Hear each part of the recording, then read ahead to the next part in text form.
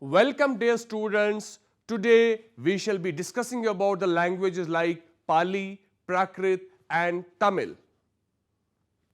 This lecture will try to trace the origin and development of these languages along with the development of literature to be composed in these languages. Learning outcome. After going through this lecture, you will be able to know about the meaning of language and literature, the significance of these languages, and the literature composed in these languages. Let's first start with the introduction. Numerous language families, including the Indo-Aryan, Dravidian, Iranian, Austro-Asiatic, and Tibeto-Burman, are spoken on the Indian subcontinent. The Indo-Aryan language family, a subgroup of the Indo-European language family, can be divided into three groups. Those are Old Indo-Aryan, Middle Indo-Aryan, and New Indo-Aryan. The Old Indo-Aryan language family, which includes Vedic and classical Sanskrit, is difficult to date but is widely acknowledged to have existed between 1500 BC and 500 BC. The Middle Indo-Aryan language group, on the other hand, is represented by the languages like Prakrit, Pali and Apabhramsh and is thought to have been emerged between 600 BCE to 1000 CE. Similar to this, the New Indo-Aryan languages, which include regional languages like Hindi, Bengali, Marathi, Nepali, etc., started to emerge around 1100 CE. Dear students, let's discuss the Middle Indic languages and Prakrit. The Middle Indo-Aryan language family is classified into three subgroups: Early Middle Indic, Middle Indic and New Middle Indic. The first group includes early Buddhist and Jaina canonical works as well as inscription of the Mauryan Emperor Ashoka and the Satavahana king of the Deccan. The second group includes literary and dramatic Prakrit epic language of Ramayana and Mahabharata, languages described by Prakrit grammarian and extra-territorial Prakrits such as Gandhari and Sinhalesi. The last phase of the Middle Indic language group, the New Middle Indic, is made up of many variations of the language Apabhramsh, which paved the way for today's vernacular language to emerge. Prakrit is an Indo-Aryan language, more precisely a Middle Indo-Aryan language, and the subject of this article. Although some academics regard the early and the New Middle Indic languages to be older and later variants of Prakrit languages respectively, what is commonly referred to as Prakrit today is connected with the middle phase of the Middle Indic language group. Aside from that, certain Prakrit traits may be found in Vedic writings such as the Rig Veda, particularly when compared to its Indo-Iranian cousin Avesta. Dear students, let's talk about the origin of Prakrit. The term Prakrit is derived from the word Prakriti, which means nature or origin. Thus, the meaning of Prakrit can be understood in two ways: as a group of languages that were natural, based on ordinary common speech when compared to Sanskrit, the highly sophisticated language of the learned, or as a group of languages derived from Sanskrit, the source language. While evidence for the former can be found in Sanskrit dramas in which the important characters like rulers, priests and officials spoke Sanskrit, and the less important characters like women, merchants, monks and servants conversed in Prakrit, evidence for the later can be found in the works of Prakrit grammarian who, in addition to writing their grammatical treatises in Sanskrit, explained the phonological features of Prakrit only in relation to that of Sanskrit. Grammarians divide the sources of Prakrit vocabulary into three categories: Tat Sama, words equivalent to Sanskrit; Tat Bhava, words derived from Sanskrit; and Deshi or Deshya, provincial words whose etymology was difficult to arrive at. Furthermore, in his treatise Tuhfatul Hind, Gift from India, written in 1676, grammarian Mirza Khan portrays Prakrit as a hybrid of Sanskrit, the language of the gods, and Apabhramsa, the language of men. Prakrit, he claims, was used to write eulogies for kings, ministers, and chiefs. Dear students, let's now talk about the Prakrit literature. Prakrit was the language chosen by Jains to separate their beliefs, much as the Buddhists selected Pali. Because the Jainas wanted their propaganda to reach out to the general public. The canonical literature and early comments are written in Prakrit dialect, that's Magadhi and Maharashtri. Later, the Jainas, the Shvetambaras from the 8th century and the Digambaras a little earlier used Sanskrit for commentary, intellectual works and poetry. Siddhantor Agama is the name given to Jainism's sacred writings by both Shvetambara and Digambaras. They were universally referred to as the Angosar limbs. There is extensive understanding of the Shvetambara Siddhanta. The sacred book's authority does not extend beyond 5th century CE.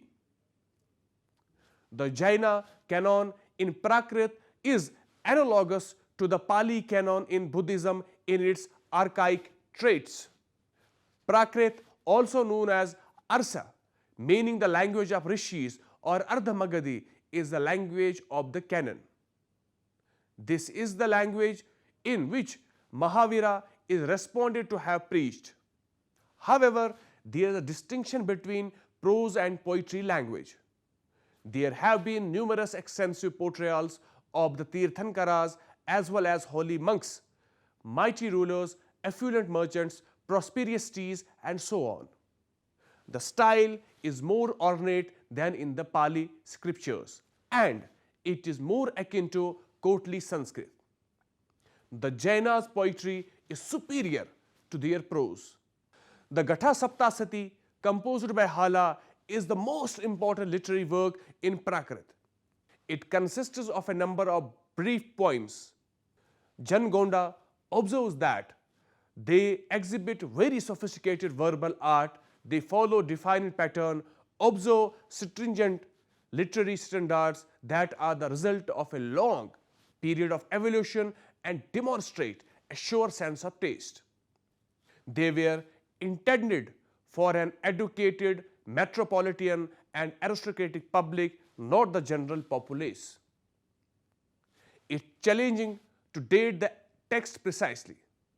King Hala of the South Indian Satavahana dynasty rules sometimes in the 1st century CE. The text is thought to be out of date at this time.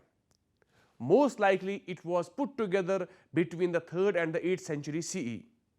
Inscriptions, official records, religious beliefs, secular narratives, plays and songs were all written in the Prakrit language.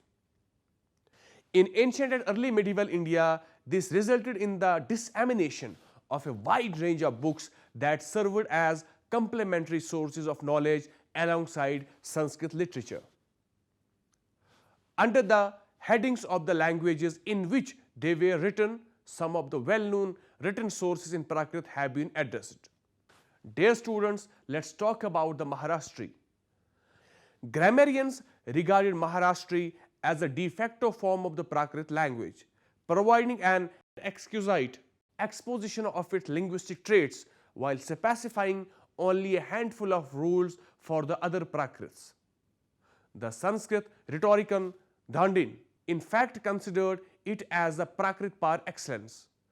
As a result, it is not surprising that Maharashtri became one of the primary media for the development of many genres of Prakrit literature.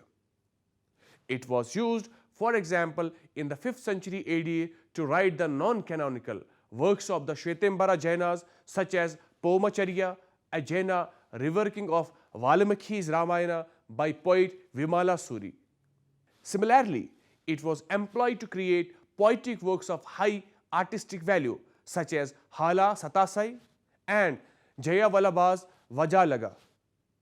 Maharashtri was also used to perform false epic poetry such as Pravar Sena's Ravana Vaho and Vakpati Raja's Goda Vaho.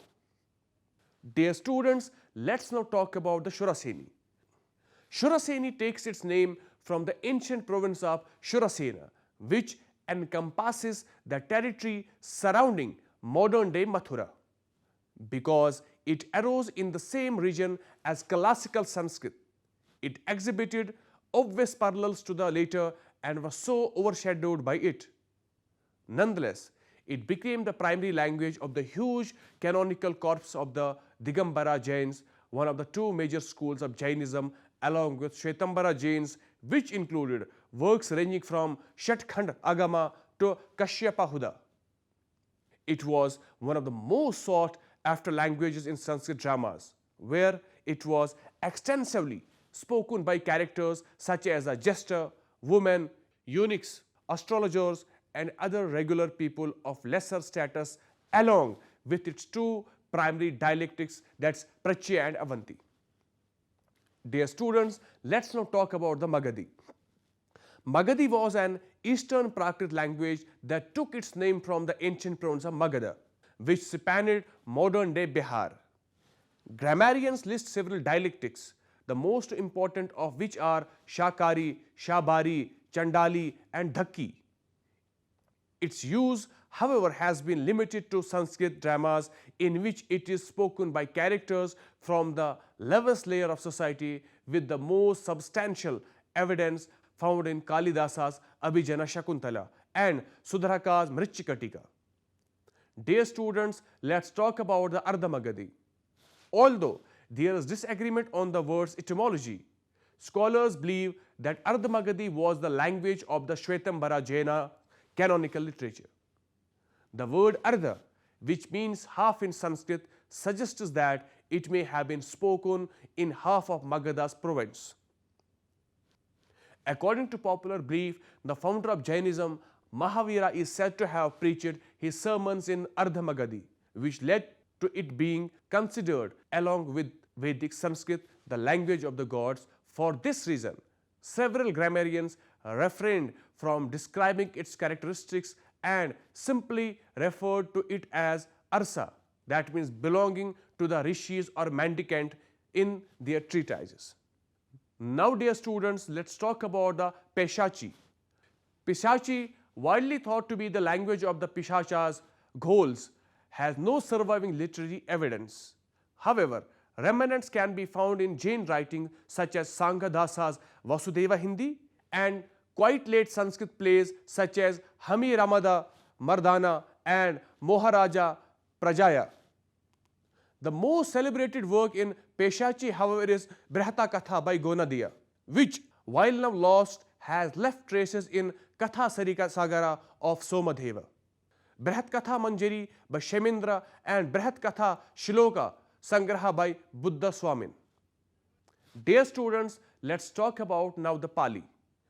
The southern school of Buddhism, also known as Hinayana or Theravada, used Pali to document the Buddha's teachings in the form of the Tripitakas, or three baskets, which include Sutta Pitaka, Vinaya Pitaka, and Abhidhamma Pitaka. The famous Jataka narratives, which contains stories about the Buddha's previous births, also fall under this category. Dear students, let's now talk about the Apabrahms. Some grammarians considered Apabrahmsa to be a dialect of Prakrit, and the language was utilized for religious purposes by both the Shvetambara and Digambara Jains. Works like Harivamsha Purana and Bhavisatakha were classified as Digambara Suraseni Apabrahmsa literature, whereas Sanat Kumara Charita and Kumara Pala Pratibodha were classified as Shvetambara Maharashtri Apabrahmsa literature. An Eastern Apabrahmsa variety was also discovered in the Buddhist text Doha Kosha.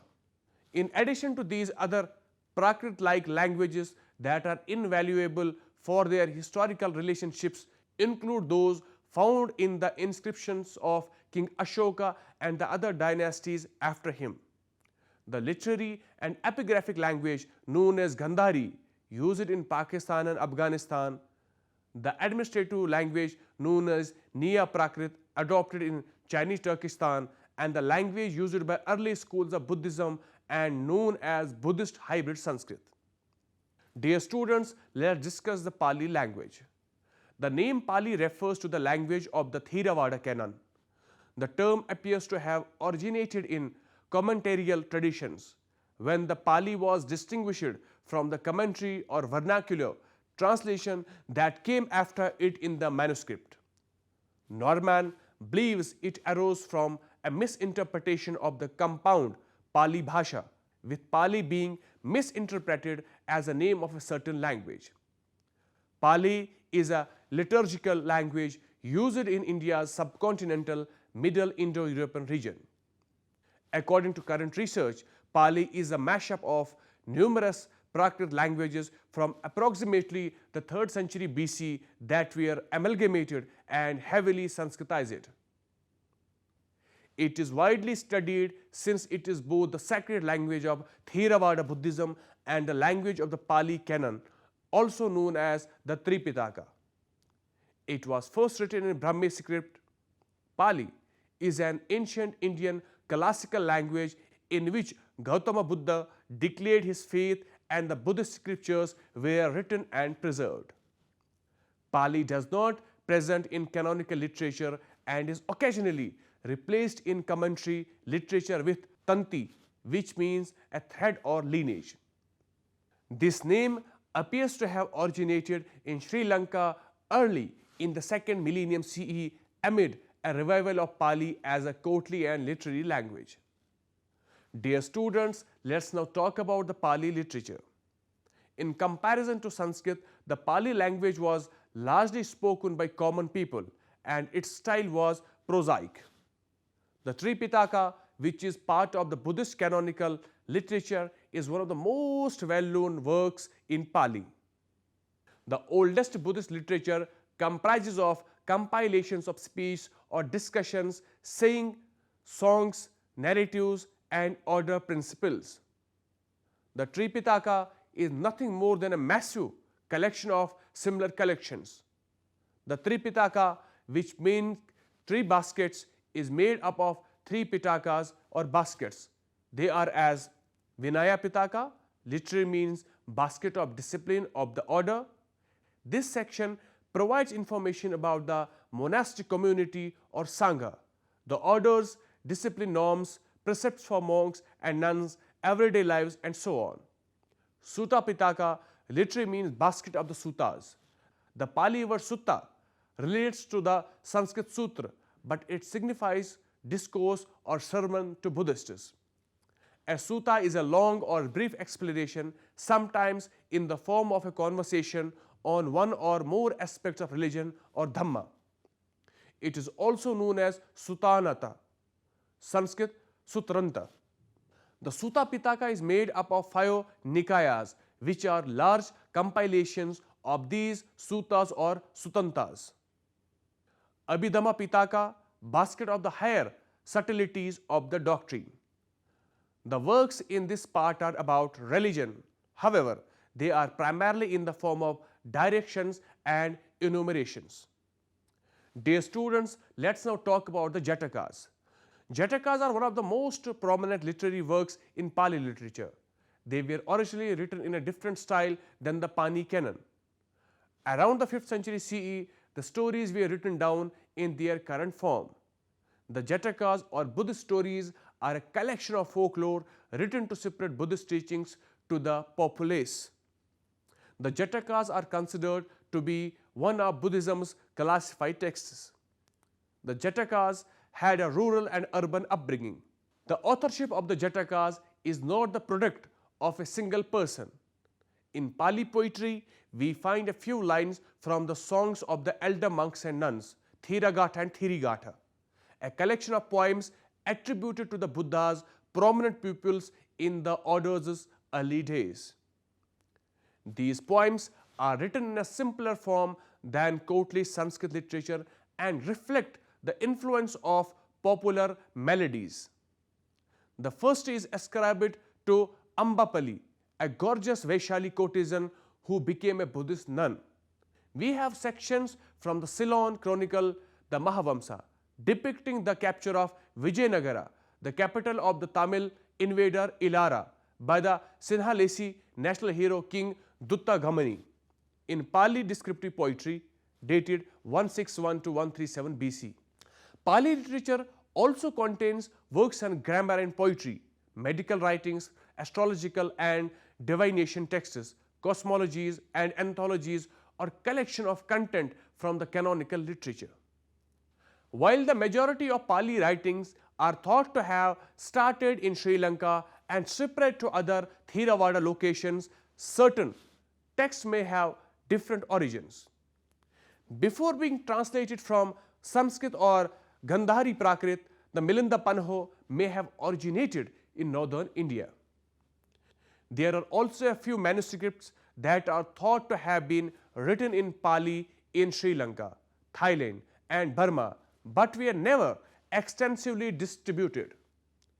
This regional Pali literature is currently largely unknown, particularly in the Thai tradition, as many manuscripts have never been categorized or published. Dear students, let's discuss the Tamil language.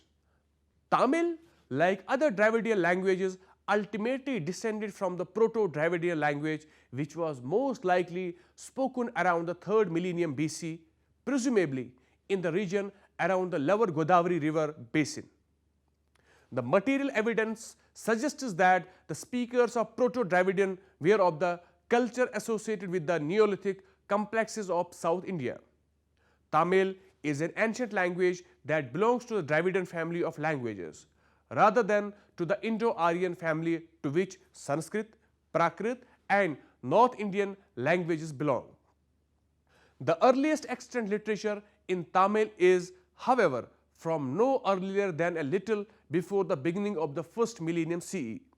This is what is known as Sangam literature, since according to legend it was composed at 3 great mythical Sangams or poetic assemblies held over thousands of years, the first and last of these said to be at Madurai.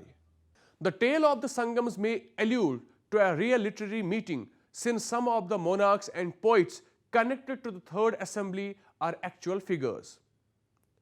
Early classical Tamil literature or Sangam comprises of 2 types of poetry, Akkam or the interior, which centers on the subject of love and longing, and Puram or the outside, which deals with war, society and kingship. They may be found in 2 anthologies, the Patupatu, the 10 songs, and Itutokai, the 8 collections. Sangam literature also includes the earliest sections of the first 2 books of the Tolakapiyam, a grammar and linguistic manual. The Sangam poetry that are included in these anthologies were most likely written between the 3rd century BC and the 3rd century CE, although they were assembled in the 12th-13th century CE. There were both urban and rural Sangam poets as well as variety of royal personalities, but the majority were common people like teachers, merchants, warriors, carpenters and etc. These 2 features differ significantly from the early Indian Sanskrit literature that we know. In addition to Sangam literature, the early Tamil corpus contains Thiruviruvar's Tirukural, a didactic treatise on ethics and politics from the 5th and 6th century CE. The Shilapadikaram and the Manimekalai, twin epics from the same time period as the Tirukural, are the 2 most well-known works. Shilapadikaram, the Song of the Anklet, written by Ilango Adigal, tells the story of Kanaki, a chastist and a faithful woman, and Kovalan, a man from Puhur who betrays her. They move to Madurai after losing almost everything. When Kovalan is imprisoned and put to death in Madurai for a crime he did not commit, Kanaki's fury at the injustice causes the city where he was put to death to be burned to the ground. Kanaki gains a reputation as a perfect wife and is worshipped. The adventures of a young girl named Manimekalai, who struggles to avoid the romantic advances of a prince because she wishes to abandon the world and to become a nun and help the less fortunate are told in Manimekalai, or what it is called the jewel belt. Both tales contain supernatural components. While the Manimekalai is Buddhist, the Shilapadikiram has Jaina leanings. Following the epics, the powerful Bhakti poetry of the great Shaiva Nayanar and Vaishnava Alvar saints, including well-known female saints, comes to dominate Tamil literature. The Divya Prabandham and the Tevaram are two of the significant collections of their poetry that were put together in the 10th century and thereafter. Therefore, to conclude, it can be said that Sanskrit, Prakrit, Tamil and other languages, literatures are all complicated phenomena. It is interconnected with the larger social, economic and political spheres. A lot of questions can be raised about any work of literature, including who the authors were and what their social backgrounds were, who the patrons were and why they funded and encouraged the creation of these texts, what social, moral and political values the texts uphold or reject, and what this reveals about the historical context in which they were created. These investigations can provide a wealth of information regarding historical, political structures, social dynamics and ideological currents. In spite of everything, these texts are obviously stunning piece of works to be enjoyed for their sheer aesthetic and literary merit. Dear students, it was all about today's lecture regarding the overview of Pali, Prakrit and Tamil languages. Hope you have understood the lecture. We shall be meet with a new topic. Till then, take care and goodbye.